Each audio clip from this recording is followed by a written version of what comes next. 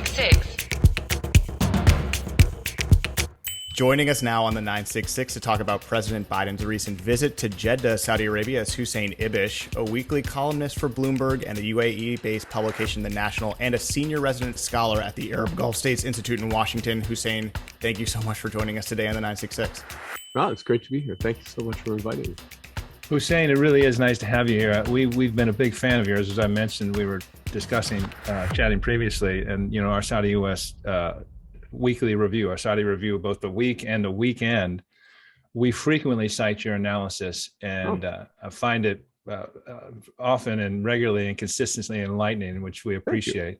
And I want to make clear, this is sort of a special we're doing on the post President Biden visit to Israel, Palestine, and Jeddah. Mm-hmm. That this is we will come back. We want you to have back for a full episode at some point. Anytime. Let me begin. In a run-up to President Biden's visit to Israel, Palestine, and Saudi Arabia, you wrote an article I found was interesting in Bloomberg entitled "Biden Can Unite Israel and Saudi Arabia to Meet Iran Threat." Yeah, wasn't my headline, but it was an okay headline. I hear you as an author and analyst. We don't write our own headline. Exactly, and I'm sure they generally, I don't know what the percentage is, but I think it's pretty high that the actual author doesn't like the headline. 95+% of for all authors. Those are my peeps, so I know. Yeah, so they're frustrated. That's a fact. Then 95%. And I subscribe to it. Objective fact, scientifically established. Yeah. But I thought it was an insightful read, and you did something that other analysts hadn't done, which was connect Biden's visit with Israel and Palestine with his subsequent trip stop in Jeddah. Yeah, and in it you concluded. Quote, Biden could be looking at another, even more unexpected international coalition building project that he helped forge in Europe. His ambitions for a, quote, transformative presidency, unquote, largely thwarted domestically, might be realized globally, unquote. So the visit is concluded. What's your assessment? Okay. I think the initial assessment without knowing what they know. Right. I mean, based solely on the public statements, the readouts, the speeches that were given, and the scuttlebutt. Right, because there's some of that, always some of that. I would say it's easy to dismiss this, which a lot of people are doing, but they're not looking under the hood. Right, under the hood of this old jalopy, this seemingly familiar-looking, beast. Is a lot of movement. It's a new engine potentially, and you can see it whirring. Will it work? Will it rev up? Will it take us anywhere? Those questions remain to be determined. But as I'm quoted in the Post today, the Washington Post, in this roundup by Santarur, saying that anyone who is looking for a list of achievements from this trip, especially in the immediate aftermath, was looking at the wrong trip. Right? This is not the visit he went for. He didn't go with a checklist of major asks. The major asks are on the table anyway. Asks of Israel, asks of the Palestinians, asks of the Saudis and the others. Those are on the table, and some of them are being answered and some are not being answered.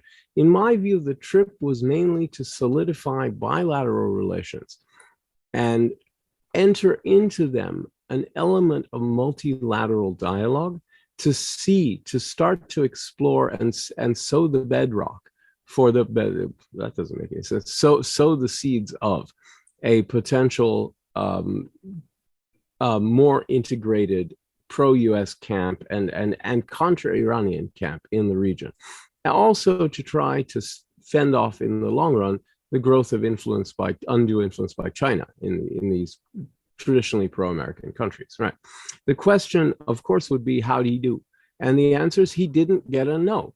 He did not. We would know if this had gone badly, that would have been obvious. And we would have to say, well, either this is not going to happen or it's not, we're going to have to try again in a couple of years or something. But this is the moment, right? This post-Ukraine moment is the moment to try.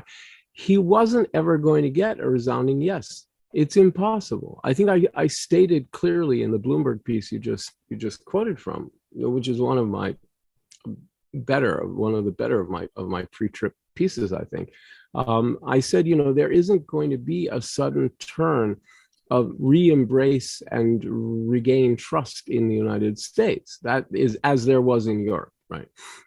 As there was within NATO, and with Sweden and Finland joining NATO, and this sudden coalescing, this magnetic force of Washington bringing the Western alliance together against Russia and in defense of Ukraine.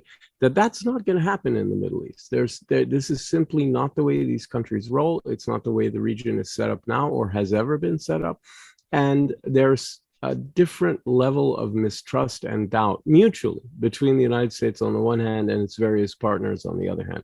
So the best he was going to do, and this is another thing I'm quoted saying in the Post today, this trip went as well as it was ever likely to go, right? What he needed to come back with was not a no, which he certainly didn't get, and a yes, but, which he got, and oh, sure, let's work on it. And that's exactly what he got. I think if you look beneath the glitz, as I said, under the hood, there are a lot of working groups. There were a lot of security arrangements that were established in the Jeddah meeting, the GCC +3 meeting. The +3 is Egypt, Jordan, and the government of Iraq. And I'll explain the significance of that in a second. There are a lot of stuff put in place that could really create this vision. So the answer was a tentative yes. Now, I would say that the gap between a tentative yes and the real sort of building of this loose but potent coalition I keep describing is a lot. And it remains a big lift. Anyone who would say, okay, this is happening or about to happen or will happen is being overly optimistic.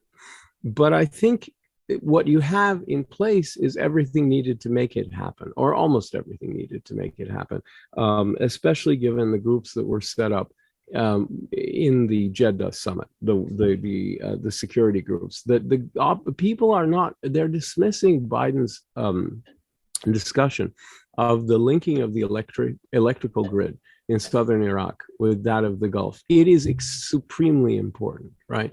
Because not just because, as he said, it gives Iraqis a lot more breathing room, practically speaking, from Tehran. It releases one of the chokeholds that Iran has economically and infrastructurally over Iraq. But also, it begins to expand in a really important way the infrastructural reintegration of Iraq into the Arab fold. It's really important to have Jordan and Iraq and Egypt in this meeting, because it's precisely the Iraqi, Jordanian, Egyptian triangle that used to be a key bedrock of regional stability, of Arab trade beyond the oil exporting countries. Really, Iraq is one, but it's got such a big population. It's not, a Gulf country that has the kind of disposable income that the smaller states do, and of trade and communication of all kinds and sort of movement. This would really benefit everyone in the region. So you're not just talking here about friendly governments to the United States or an assemblage of friends and partners.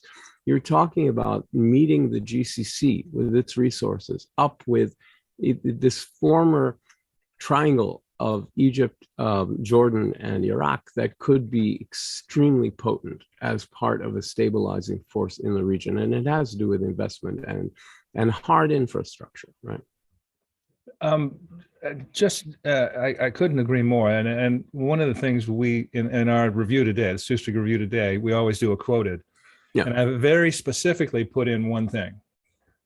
And that was, quote, this is from President Joe Biden, quote, the reason that I'm going to Saudi Arabia is we have an opportunity to reassert what I think we've made a mistake of walking away from, our influence in the Middle East, unquote. And the Western fascination, with the handshake, and deliverables. And I think I couldn't agree more that you're missing the bigger picture, because we've been obsessed with politically potent trivia. So and your point about Iraq, I think, is spot on. So let's something. I don't think again, the general observer in the West doesn't understand. There were two things that happened in Jeddah. One was the Jeddah Security and Development Summit. Exactly.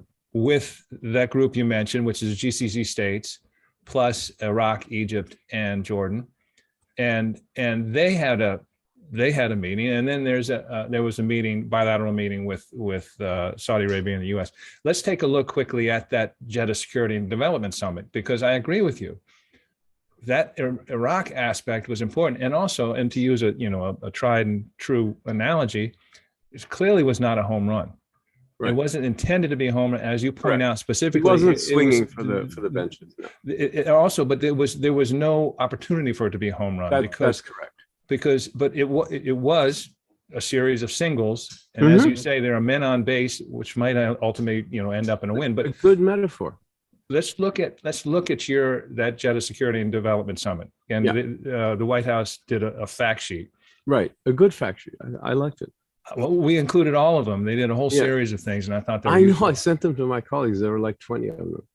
If you include all the readouts. Yeah, well, our review this morning was a monster because we had so many stuff. So anyway, one was ensure food security in the Middle East. Now, this is a goodwill gesture, and I think something to be well received in the region. So the U.S. has committed $1 billion to long-term food security. Yep. Strategic investment cooperation. The U.S. has partnership for global infrastructure and investment. Extremely important. That's also part of the quadrangle with India, and it's part of a whole movement to kind of give people an alternative to Chinese, investment, basically. Beautiful. And harking back to your Bloomberg article, improve patient care for Palestinians. This is a small thing, but the U.S. contributed $100 million, and then another $100 million came from Kuwait, Qatar, Saudi Arabia, and UAE for the East Jerusalem Hospital Network. Exactly.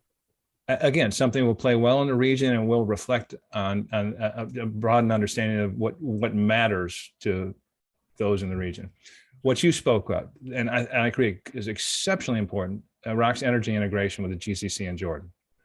And then other ones, global economic security, integrated air and maritime defense cooperation, which I think this is one of those things that we have differing sides. He said, she said. No, but that's where, right. So put that aside, right? You're right. That's he said, she said. It doesn't matter. Again, that's another fist bump. That's another triviality. What's important is that it's exactly where the U.S. can play into the future a practical role that A, no one in the region can play, not the Israelis, nobody, and B, no one globally can play. It's not like the Chinese could come in and do this if they wanted. They can't, right? They maybe check back in 2050 or 2060 and we'll see. But right now, this maritime security in the Gulf region and slightly on Gulf waters is up to the Fifth Fleet or is not going to happen. And there are people in the DoD who don't think that, but I certainly do. I don't see an alternative to the U.S. navigation leadership in the Gulf and in the Red Sea and in other places like that. The second thing has to do with missile defenses, again, and especially for a country like UAE, which has zero strategic depth. Right. Saudi Arabia has strategic depth given its geographical and demographic size. Israel has strategic depth given its nuclear deterrent, maybe including a second strike seaborne underwater. But UAE has no strategic depth. It requires solid missile defense, and ultimately it requires an American security umbrella if there is going to be any moment of mutual self-defense confrontation with a regional aggressor or something like that. Well, so let's look at the other half of that Jeddah stop, and let's all understand really this was the most important reason he's going. But I do think it was opportunistic and fortuitous that he met with representatives from the broader region. That was absolutely important, as we say, reaffirming U.S. influence in the Middle East. So. Those discussions between the U.S. and Saudi Arabia, specifically with President Biden and Crown Prince Mohammed bin Salman, again, no direct deliverable, but what's your take on that? Well, the deliverable is precisely that it didn't go badly. Okay, let's not assume that a meeting between Joe Biden and Mohammed bin Salman is going to be a hit. All right, there's no guarantee of that. Right. There's the most obvious warning historically is first W. Bush Abdullah meeting, which was calamitous. Right. It was really disastrous. And it took a year before they were able to come back with the hand holding and the hugging and Crawford and all that and get it back on track. When you deal with Saudi Arabia, you're dealing with a country that is still not just a monarchy, but a centralized one. And now under King Salman and his son, but Salman has overseen this. It's the king who's done this, really centralized politically. And you can see why. As they've radically liberalized quickly in a revolution, a socio-cultural economic revolution led from the top down, they have centralized and integrated power into the royal court, in the hands of the king and the crown prince and their chosen advisors. It's no longer diffused. It's no longer dispersed among a big bunch of princes, and with a different fiefdom here and a different center of authority there, and some rich people have influence here. No, it's very, power is centralized in order to manage that and to forestall the possibility that it could get out of control, as it did for Haile Selassie in Ethiopia and the Shah of Iran in Iran. And you end up putting in motion forces you can't control. They don't want to do that. So you're talking then about a situation in which you've got everything rides on your personal relationship with a couple of figures. With the king, that's not a problem, but with the crown prince is a headstrong young man, very dynamic, very intense character. And Joe Biden is very, very different. He's very old. He's and he had used very harsh words. He was very appalled by the murder of Jamal Khashoggi, who was a friend of mine, and I was too. And he made his outrage very clear. But he was also politicking, right? I mean, he was trying to fend off Bernie Sanders, and then he was trying to fend off Donald Trump.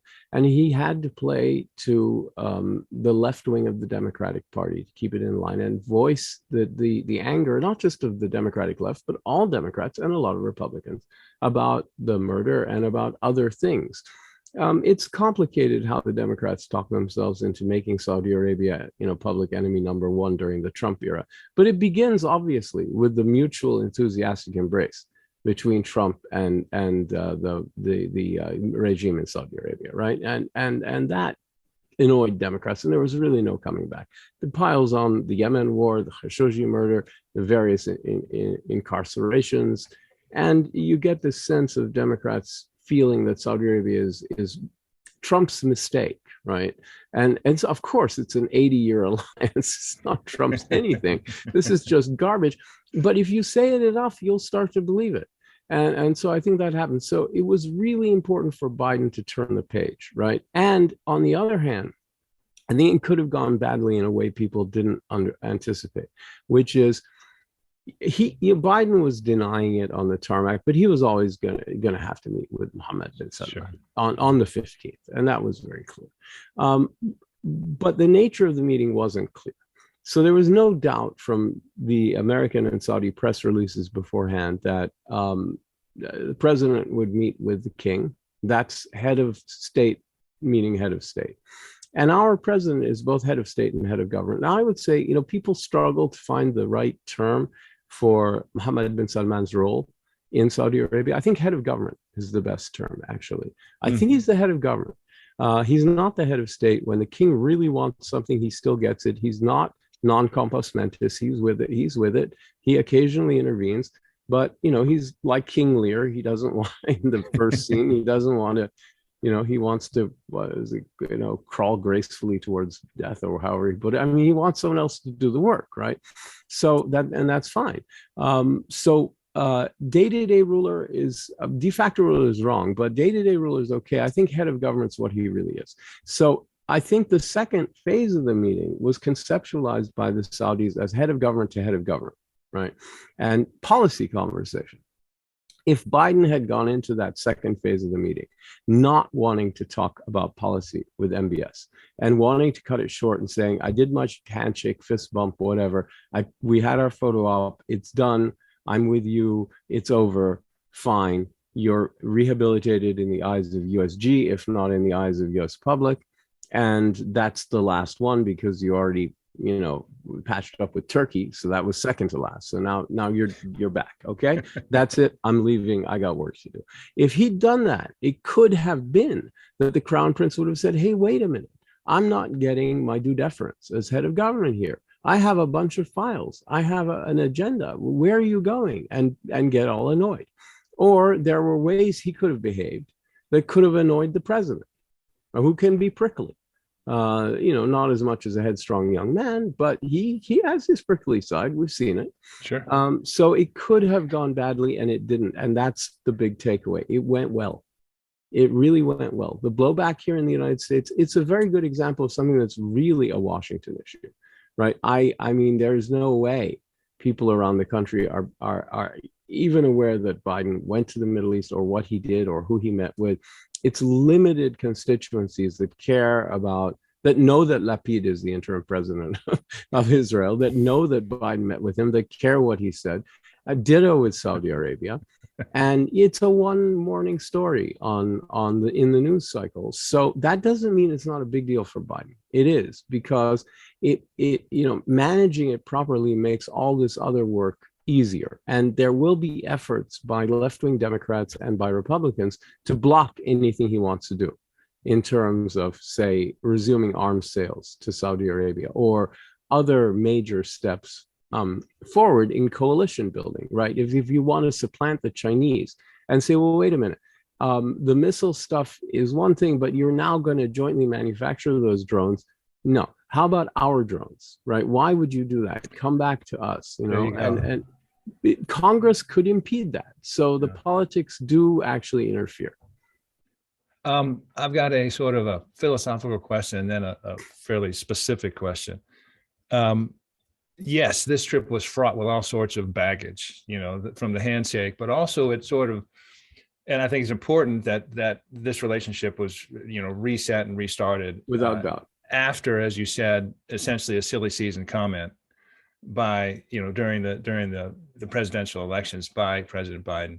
Right. But also sort of the discussion going into this, okay, we now have a decision that seems to reflect that realism has triumphed over idealism, and that the whole democracy autocracy dynamic is not really driving the U.S. foreign policy. I mean, I tire of this way of framing it. I got to step in. I mean, I agree. That's why I call it baggage. Yeah, but there are three registers at which all of this operates. There's the political register, at which this isn't baggage because it has an impact, right? It's politics. It's real.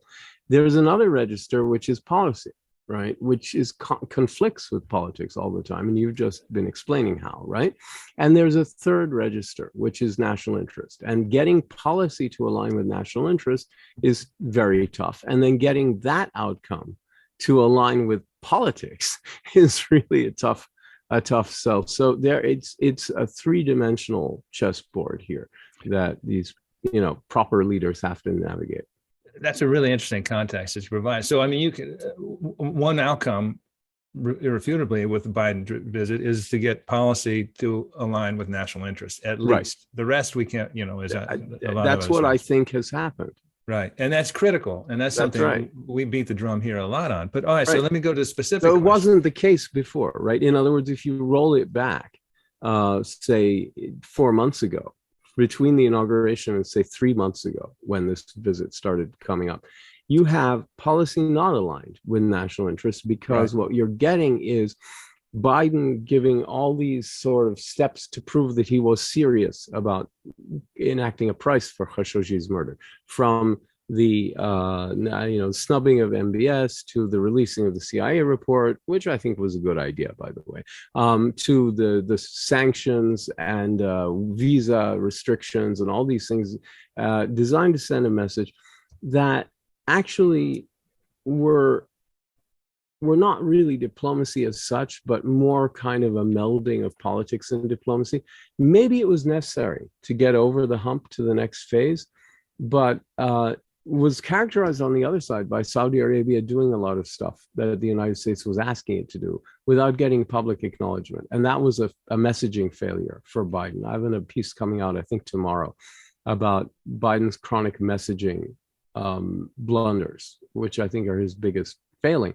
And this is a good example. He could have told Americans, he had a year to tell Americans Saudis are doing this, Saudis are doing that. And by the way, I have released this report and I put these sanctions. It's not like I'm doing nothing. I'm doing a lot. But but I also when he finally got around to saying, I've been elected not to express my personal feelings, but to protect the national interests and the people of the country. And so I'm going to go to Saudi Arabia. But he said it at the last minute. So it ends up sounding defensive and shallow instead of being the truth. If he'd said it 8 months and give with the substance of why it's important and what has been done on all sides, I think he would have been in a much stronger position. Your mention of a file, and I think that's a really good point. At the nitty gritty, when they're actually in the room talking to each other. And by the way, in terms of scuttlebutt, this is the question I had. I saw a report that this meeting was scheduled to be an hour and a half, ended up being 3 hours. Yeah.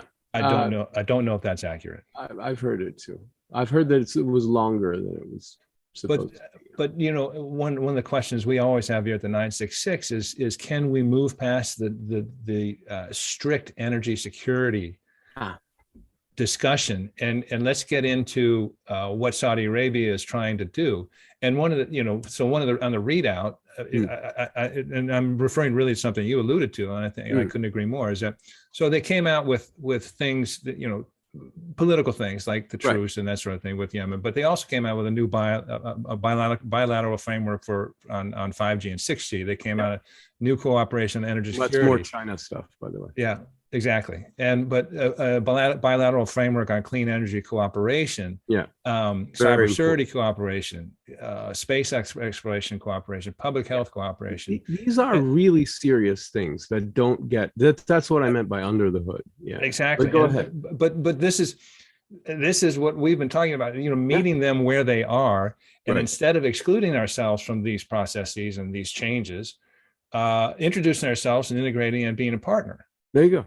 No, I mean, I think those are the strategic choices at this point. Either we can be part of what they're doing anyway, right? And see if we can make it work for our interests, which we can, by the way. There's absolutely nothing in what MBS is trying to do inside Saudi Arabia at the socio-cultural economic level that conflicts with American interests at all, or American values for that matter. It's the governance, security, domestic security governance that's an issue. That's a different matter, right? All of this stuff is a perfect way of getting policy to align with national interest, and it's all it's exactly what I was talking about. So, I mean, for sure, they're going to do it with or without us, and we can either be part of it or not. It's really as simple as that. They're not going to not try to build a post-energy economy, right? Because if they do fail to do that, they will have a calamitous crisis of biblical proportions on their hands, and they don't want that. So they're going to do it. Yeah, priority number one. Inevitably, right? I mean, they take global warming seriously also because they can't afford 3 degrees Fahrenheit more every year. I mean, it just becomes every degree that the average temperature goes up, it becomes harder and harder to live there, Right. I just fascinating, Hussein, and when you're policy aligned with national interests, if nothing else, this was a successful trip, and I think it was. Yeah. And I really very much agree with you in that, so much of this has been, a confusion with the forest for the trees, or the trees for the forest in this case. A lot of the commentary is not sincerely analyzing what has happened. It implements a prefabricated agenda. So there are people who want to attack Biden for whatever reason, so they attack the trip. There are people who want to attack Saudi Arabia or Israel or the Palestinians or the GCC or whatever, so they attack the trip. There are people who want to attack U.S. international engagement, the neo-isolationists on the far left and the far right, and they're stronger than they have been since the end of the end of World War II, or the beginning of World War II, actually. And they attack the trip because it's international leadership. There are lots of, and I could go on. There are many other reasons. There are many people have many different reasons for attacking this trip, right? Journalists who are still angry about the Khashoggi murder because it was en famille and one of us. And I, honestly, I'm sympathetic to that, but still, it's sacrificing your analysis for your emotions, which I won't let myself do. That's another reason. There are many reasons why people are doing, but I don't see a lot of people who are providing a serious analysis saying the trip was no good. There are a couple of them who really do think that the U.S. ultimately, even serious people who think the U.S. should draw down from the Middle East for reasons that are wrongheaded. But these are at least serious people. They're thinking about it seriously. There are just a couple of them. Most of the others, it's either just weak analysis, or in the case of the media, it's prefabricated stuff. As I said, it's you needn't take it too seriously. The problem is very few people know that it's prefabricated and totally predictable. And no matter what had happened, they would have been saying exactly the same thing. Hussein Ibish, a weekly columnist for Bloomberg and the UAE-based publication The National, senior resident scholar at Arab Gulf States Institute in Washington. Hussein, thank you so much for your time today. This was a really great discussion. It was a great pleasure. Thank you, James. Hussein, I thought this was going to be brilliant, and it was brilliant. I really appreciate it. I mean, it was great fun. And, since this is what I do all day, every day, I'm easy as pie. And just call me up and, tell me when you need me and I'll be there. This is, again, we could do this as often as you want. So that's fine. It's a deal. It's a deal. Sounds good.